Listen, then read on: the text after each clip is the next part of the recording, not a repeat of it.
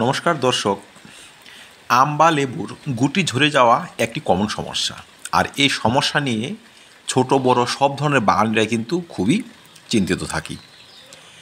অনেক সময় দেখা যায় পিজিআর, ফাঙ্গিসাইড বা ভালো মানের অনুখাদ্য ব্যবহার করার ফলেও কিন্তু গুটি ধরে রাখা যায় না। তারপর যদি আবহাওয়ার তারতম্য ঘটে, বিশেষ করে প্রচুর রোদ বা বৃষ্টির মতো ঝামেলা, তখন কিন্তু গুটি ঝরার হার অনেকাংশে বেড়ে যায়।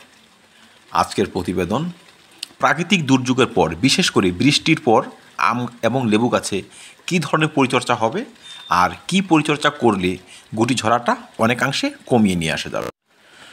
প্রথমে আমাদের জানতে হবে বৃষ্টির পর আম এবং লেবু গাছে কী ধরনের এফেক্ট পড়ে। আমরা জানি যে টবে আমরা খাবার ব্যবহার করি সেই টবে যদি অত্যাধিক জল চলে আসে কোনো কারণে, সেটি বৃষ্টিতে হোক আমাদের দেওয়াই হোক, তবে কিন্তু টবের মাটি ধুয়ে যায়। আর মাটি ধোয়ার সঙ্গে সঙ্গে আমাদের মাটিতে যে সমস্ত খাবার থাকে, খাদ্য উপাদান থাকে, সেসবও কিন্তু ধুয়ে যায়। তাই খাদ্য শূন্যতা দেখা দেওয়া একটা স্বাভাবিক ব্যাপার। আর দ্বিতীয় যে কাজটি হয় সেটি হচ্ছে আবহাওয়া হয়ে যায় স্যাঁতসেঁতে।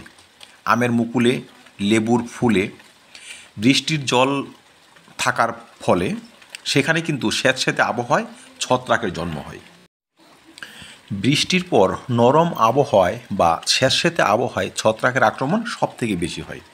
তাই অনেক সময় দেখবেন বৃষ্টির পর টবের গাছ ঝিমিয়ে পড়ে, অনেক গাছ মারাও যায়।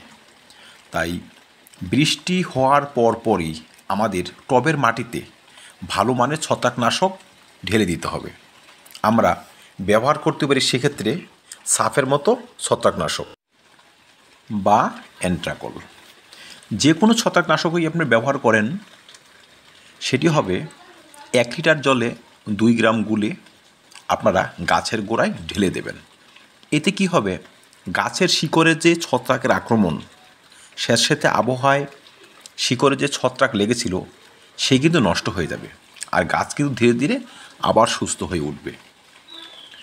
আর সবসময় লক্ষ্য রাখবেন বৃষ্টির জল যেন টবের মাটিতে দীর্ঘক্ষণ জমে না থাকতে পারে, সেদিকেও কিন্তু লক্ষ্য রাখতে হবে। টবের মাটিতে যদি বৃষ্টির জল বেশি জমে না থাকতে পারে তবে কিন্তু ছত্রাক আক্রমণও কম হবে। আর এই অ্যান্ট্রাকল কিন্তু আমরা 1 লিটার জলে 1.5 থেকে 2 গ্রাম গুলে গাছও স্প্রে করে দেব। এই ফাঙ্গিসাইড ব্যবহার করার নিয়ম হচ্ছে 1 সপ্তাহ পর 3 বার গাছে স্প্রে করতে হবে, আর 15 দিন পর 2 বার টবের মাটি শোধন করে দিতে হবে।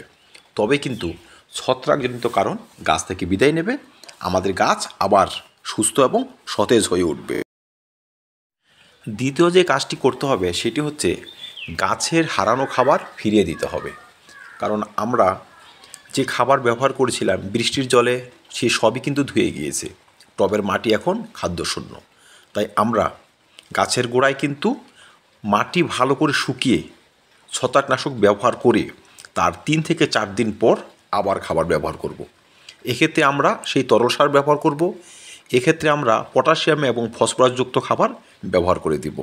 যদি অর্গানিক হয় অর্গানিক করবেন, যদি না হয় রাসায়নিক হলেও করে দিতে হবে।